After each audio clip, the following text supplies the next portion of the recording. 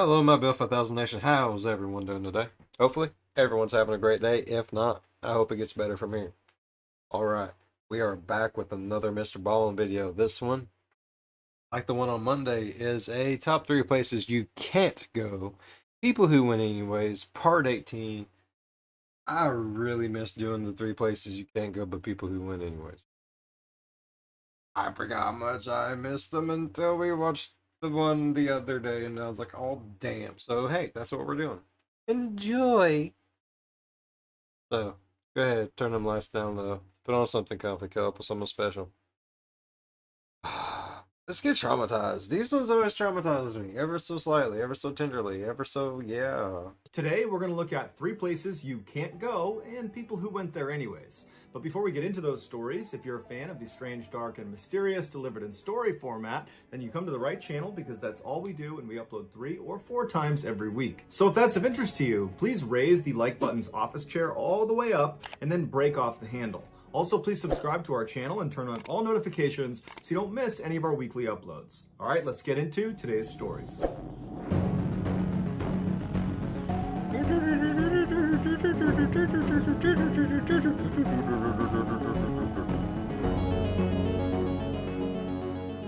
In China, there are hundreds of these protected areas where Siberian tigers are raised. And in some of these areas, parks have been created. There's Siberian tigers in China? I thought they was only in Siberia. Don't laugh. That's in the fucking name, okay? Don't you dare judge me. Created so locals and tourists can visit the animals. One of these parks is the Battling Wildlife World Animal Park, which in addition to That is the coolest damn thing I've ever seen in my fucking life. Holy shit, there's 2 elephants and they are holding each other's tusk, and that is the most cutest, adorablest thing I've ever seen in my fucking life. allowing its guests to come and look at the animals, they actually allow their guests to hop in their personal cars and drive all around the tiger enclosure completely unsupervised. I don't think my insurance covers that. Act of big putty tat. Not in my insurance. Despite the almost non-existent security, the park does have one hard and fast rule, and that is at no point Get the putty tat wet. during the drive-through tour should anyone ever get out of their car or roll their window down. No shit. That should not even be a rule. That should just be no shit. That should be one of those no shit things. It's like, that's really hot. No shit, don't touch it. Oh, those fries just came out the deep fryer. No shit, don't put it in my dumbass mouth, which I'm probably going to anyways. And then what happens? I cry.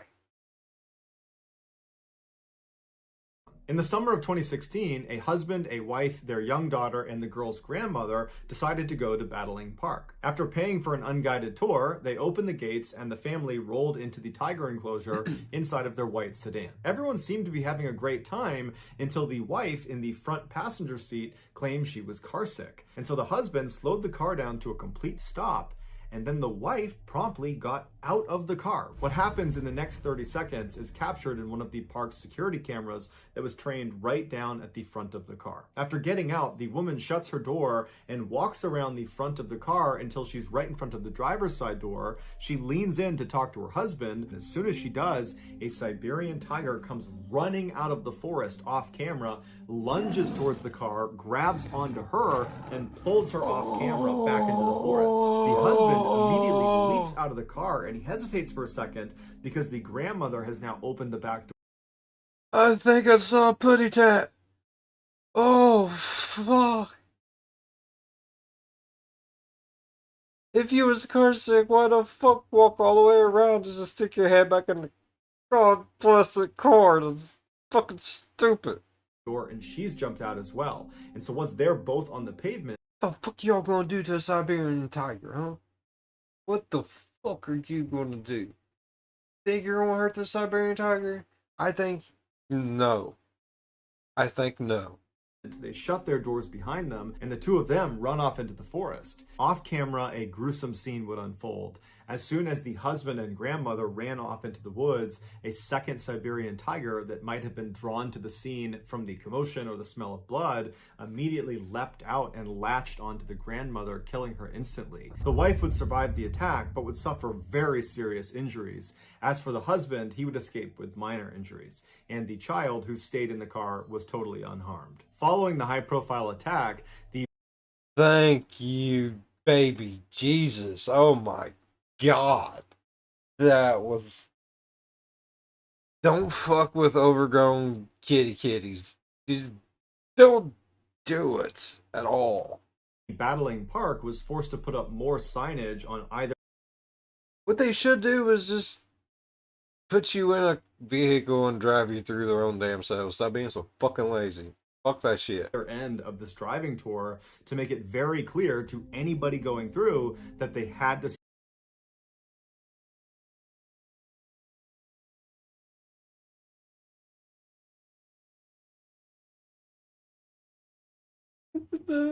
The sign. I'm sorry. Like, it's not funny. The poor lady could have died tragically or lost body parts. Just finger sandwiches, people, okay? But caution, caution, warning, exclamation points, do not get out of your car, do not open windows, these animals can attack. And it's got some poor fucker outside of a minivan get mauled by a fucking tiger. They're great. Damn it. Stay in their car with the windows up the entire time. Saying that she wasn't properly warned about the dangers of this park, the woman who survived the attack, the wife who was dragged off initially, she sued the park for $2 million US. In the wake of the accident, she claims a culture of rampant victim blaming has ruined her life. She's quoted as saying people's words were perhaps scarier than the mouth of a tiger. 63. There's not a damn thing any of y'all can say that's gonna scare me worse than looking down the mouth of a fucking Siberian tiger. There's not a damn thing. I'm just saying that would scare the fuck out of me. There would be no fucks given about anything else because they would all be gone.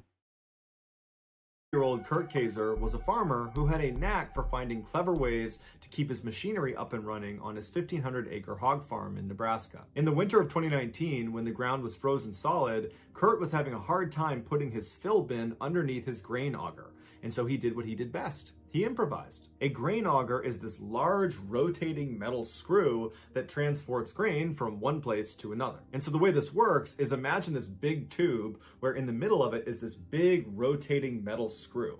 And so the grain gets sucked in on one side, it rotates its way all the way through to the other end of the auger, and it's spit out the other. Because the auger is basically a giant rotating blade and the entry point is actually exposed, there's this big safety grate that's on the outside to make sure the only things getting sucked into the auger are really small, things like grain. Kurt realized if he removed the safety screen, he could easily fit the fill bin underneath. And so he did that, and he told himself that he would just replace the safety screen as soon as he was done. But it turned out, once that safety screen was gone, the machine actually worked a lot better. And after a couple of days of operating the auger without the screen, he just kind of forgot about it. Fast forward a few months to April 19th, 2019. Oh, he fucked himself, bro. I already know how this is going to end. He dies. He dies. And Kurt needed to move some grain from one bin to another. And so he fired up the auger that still did not have the safety screen on the outside of it. And as he was walking right near the entrance to the auger, he tripped and he fell feet first into the opening of the auger. And right away, his left foot got sucked up into the rotating metal screw. And before he'd even fallen back onto the ground, he could tell his left foot had been cut clean off. But that wasn't the worst of it, because the rest of his leg was still getting pulled into the shaft. that screw was going to keep on turning and he could not get to the turn-off switch. And so he immediately starts fumbling for his phone and he realizes he doesn't have it on him. He left it in the shed.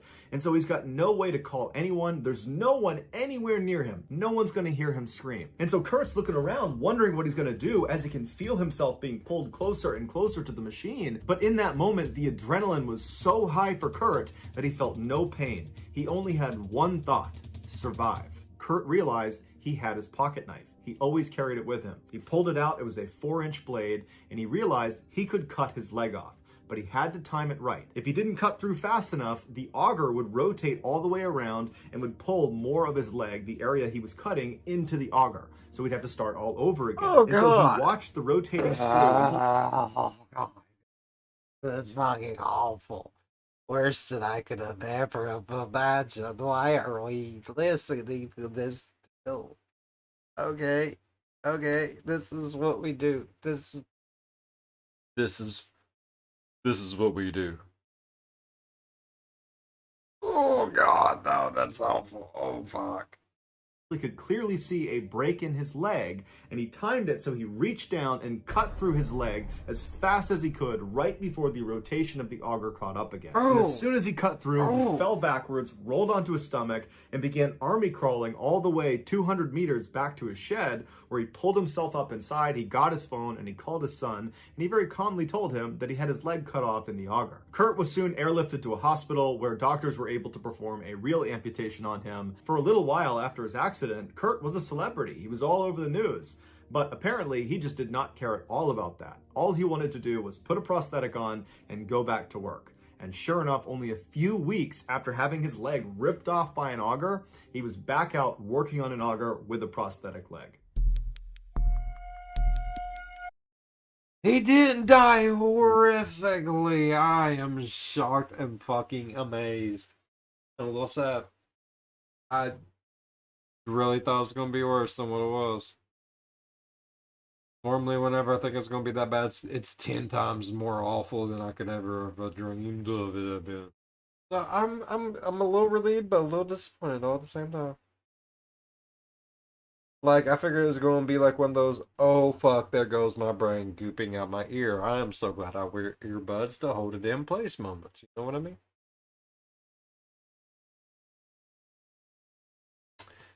Oh, fuck. On Number 1, Black Box. Oh, this one's gonna be a long one, y'all. September 29th, 2015, a tropical storm named Joaquin was swirling off in the Atlantic, and forecasters were having a hard time determining how big it was going to be, how fast it was going to be, and where it was going to end up. On shore, 53-year-old Captain Michael Davidson was struggling too. He was supposed to pilot his enormous cargo ship, the Faro, from where he was in Florida all the way out to Puerto Rico, a 2,600-mile journey that would put he and the rest of his 32-person crew directly in the path of this storm. The year before, Davidson had been passed over for a promotion for a younger, more tech-savvy captain, and so now Davidson felt like he had something to prove. As he looked out over the calm water and the clear sky, he made a fateful decision. Every agency out there was telling him to not set sail until the storm had passed. But with 37 years of experience, Davidson felt differently. He felt like he could out... Hey, he picked one of those go big or go home moments, didn't he? Fuck.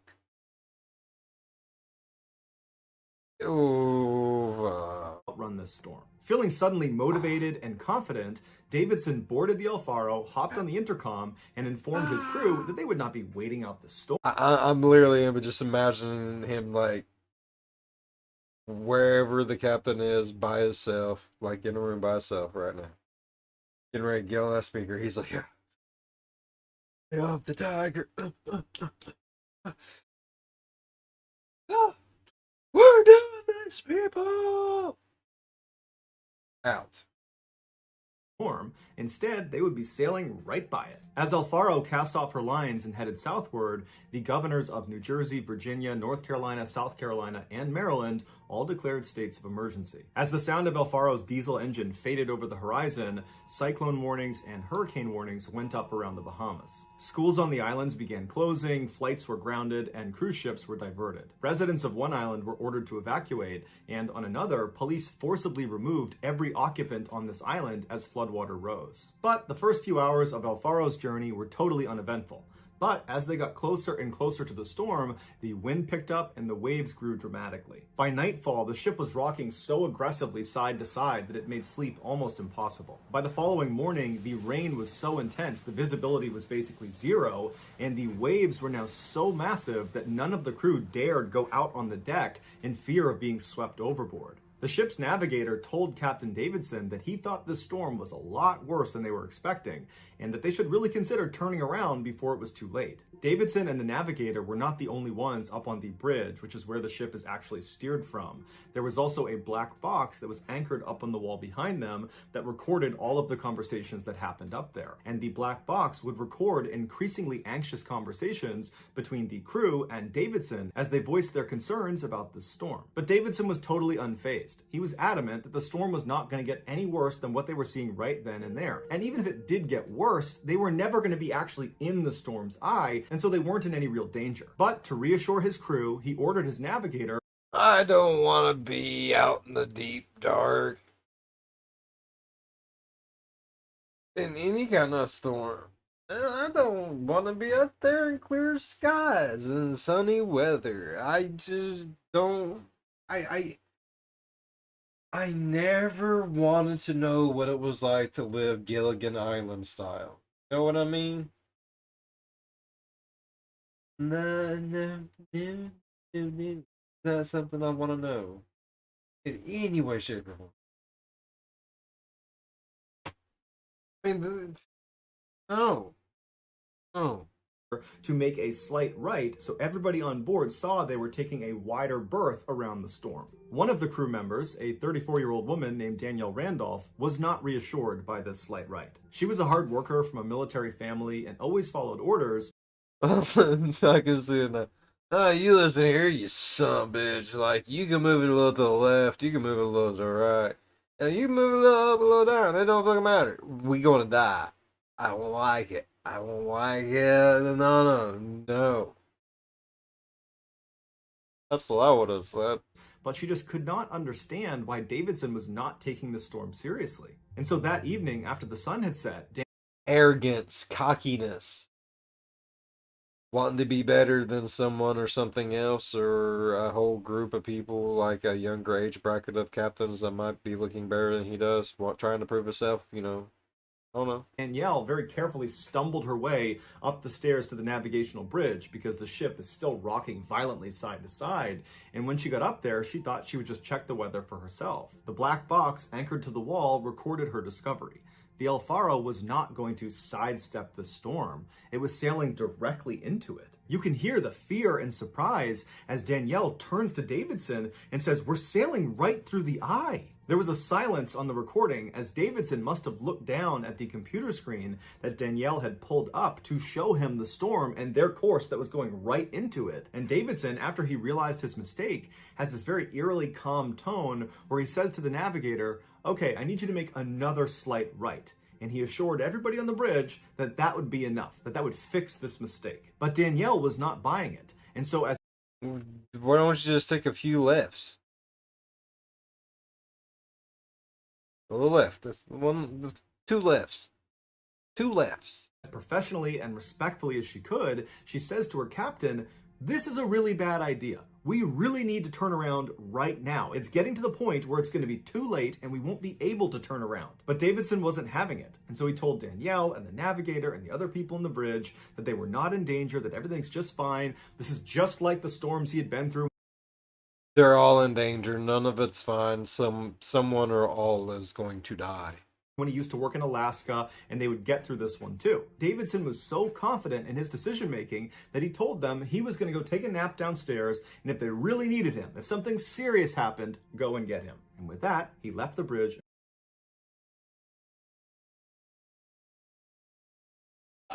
Oh, God. He's gonna die first. I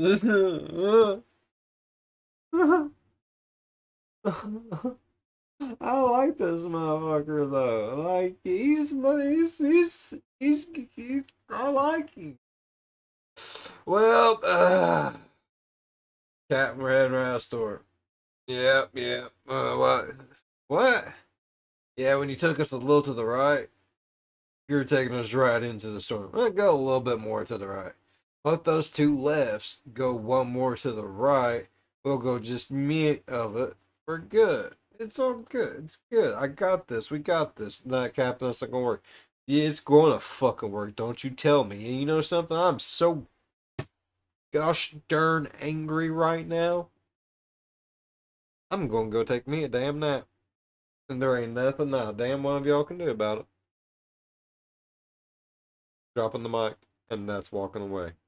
And went down to his room. As the minutes of the night ticked by, Danielle stayed up in the bridge and she braced herself against a steel girder and looked out the window at the rain that was just slashing across the window and the waves that were the size of 3-story houses crashing in on either side of them. And then by the morning, when the sun came up, the sky just stayed totally black because they were right outside the eye of the storm. Suddenly, under their feet, Danielle and the navigator and the other people up on the bridge heard this awful clanging metal sound as the constant rocking of the ship had finally loosened up the straps holding down these massive metal containers down in the cargo hold, and they were now loose, smashing into the inside of the ship. And then they heard an even worse sound, and the black box recorded it too.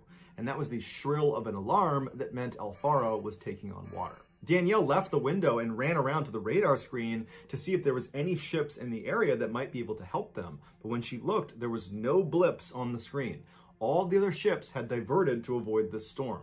Faro was totally alone. At the sound of the alarm, Davidson came running back up to the bridge, and you hear him on the black box, and he sounds like someone who's acting calm, but there's a tightness in his voice that he's trying to conceal the fact that he's actually probably quite scared. Because at this point, this is it. All right, guys. Okay, I have just shit myself. Hopefully, that was it. We are going to get through. I have assessed the situation, and there is no need or call to shit on thine self. Just don't do it. If anyone shits on themselves, it will be me. Let me be that person for you. Matter of fact, I already shitted on myself, then go ahead and get it out the way. I'd make an amazing captain. Remember that. the reality was, the Faro was now too close to the eye of the storm, and they would be unable to escape its grasp. They were going to get pulled into the eye of this hurricane. It's the day after tomorrow. They're fucked. Furious with her captain, she brushed past him without saying anything, and then very carefully made her way down the stairs to her room. And the whole time she was walking, she would have been barely able to stand, because now with those loose shipping containers down in the cargo hold, the ship would rock even farther to each side, because as soon as it tilted one way, the containers would slam into the wall, driving it even farther into the water. When she finally staggered her way down and got to her door, she would have opened it up and her whole room would have been trashed. Everything that wasn't anchored down had been tossed all over the room, all of her clothes, any furniture would have been dumped all over the room. But she didn't care about any of her stuff on the ground. She only wanted her laptop. She found it, it was on the ground, she picked it up, she put it on her desk that was bolted down, and very carefully she opened it up and she opened her email. As the alarms are shrieking in the background, Time to say goodbye to everyone. I'm guessing. That makes me sad. That they all die, don't they? and she can hear the sound of the shipping containers smashing into the inside of the cargo hold, she writes this note to her mother where she tells her the winds are really bad and it looks like they're sailing right for the center of the storm. And she's about to hit send when she stops for a second, she looks at her computer screen, and she adds one more line. Love to everyone. Danielle never said things like this. She was always strictly business. And so for her to put that line was an acknowledgement that this might be the last time she ever talks to her family. Shortly after Danielle hit send on that email, the ship listed hard to one side and then it stayed there. The loose containers down in the cargo hold had finally shifted the ship's center of gravity. Water immediately began pouring into the lower sections of El Faro. Danielle knew it was only a matter of time before the water reached her, and so she leapt out of her room and ran down the hall, which was now sideways. She got to the stairwell and climbed her way up to the bridge. As soon as she got up there, all the people on the bridge were holding onto the center console so they didn't fall up against the wall, and she heard Davidson ordering the navigator to turn the ship into the wind. It was a last-ditch Hail Mary effort where Davidson believed the wind was so strong it would blow the ship back upright. If this didn't work, the ship was going to sink. And so the Would that be possible? Is this possible? Or is this just some bullshit that he's trying to pull out of his ass that hopes that works? If you know shit about shit like this, let me know if this is a real thing. Or if this is just one of those, I gotta figure out something, I'm gonna pull whatever comes out of my ass, and that's what we're going with. Because if it's one of those moments, that's still pretty fucking cool. navigator began desperately turning the wheel, the lights inside of the bridge began to flicker, and the engines growled and vibrated as it churned, trying desperately to get up and over this enormous wave. But as they were just about to crest the top, the engines completely died and it went silent in the bridge. And so now that El Faro is without power, it's just sitting idle in the middle of the storm, and it's getting smashed by these 3-story high waves, and it begins to force the nose of this giant ship to go under and stay under. Davidson breaks the silence by hitting the emergency beacon that notifies the Coast Guard, and then he screams to everybody on the bridge to go downstairs and wake everyone up. We have to get off this ship. On the black box, a new sound is heard, the abandoned ship alarm. At this point, the black box faintly picks up Davidson screaming from somewhere outside of the bridge for people to get in the rafts, get off the boat, get in the water. By this point, the back of the El Faro would have been off the water, and the nose would have been almost pointed straight down. And so Davidson is heard coming back up into the bridge, but at this point, the bridge is sideways. It's looking straight down at the water. And it's clear there is another crew member that is stuck inside of the bridge, and he's yelling out to Davidson, Cap, you gotta help me. And Davidson is trying to find him, and he's yelling for him to come to him. And the man tells, oh my god, this is so stressful. Why do we do this? Why do we do this? Why do we Oh, I don't like it at all. he's stuck, he can't go anywhere, he's a goner. And Davidson, with the final words uttered on this black box, would yell to this man, I'm not leaving you, it's time to come this way. And then the black box would cut out because the black box was now underwater. For 3 days, searchers could not even get close to the El Faro wreckage because of the storm. But when they did finally get there, all they could find were 3 life rings, 2 life rafts, and the starboard lifeboat that had been crushed on both sides. A Coast Guard helicopter found a body floating around some of this wreckage, but when they went down to retrieve it, it slipped under the water. 5 days after El Faro's last frantic plea for help, the Coast Guard declared the ship had sunk and everyone on board had died. So that's going to do it, guys. If you found the secret in today's episode, let us know in the comments. Damn! Everyone fucking died. Not a damn one of them lived. That's some bullshit. I would beat the shit out of that captain. Fucker! Damn! That one upset me so bad. I was really hoping for at least the girl to live. Yeah. No, you know.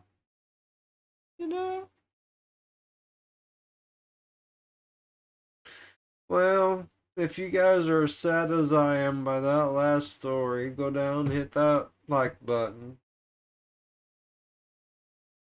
Hey, thanks. That turned my day around. Appreciate it. And if you're a fan of the spooky, scary, strange, deranged, things that scare you so bad that they deranged, do you know, oh, here's their story, think about subscribing. It's all fucked. This is, it is. It is.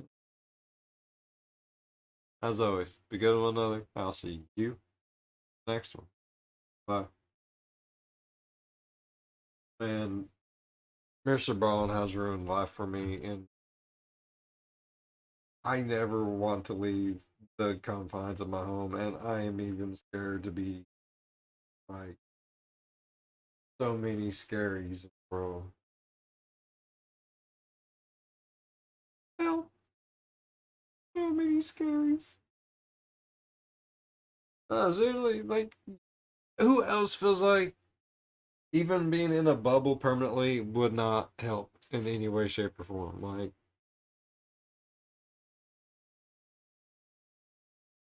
it's all fucked. Oh god. Alright. Those are some really good stories. I really do enjoy the 3-story one. And we'll get back to a few of them. Got some video ones and some picture ones. More to come. More to come, people. So, yeah. See y'all next time.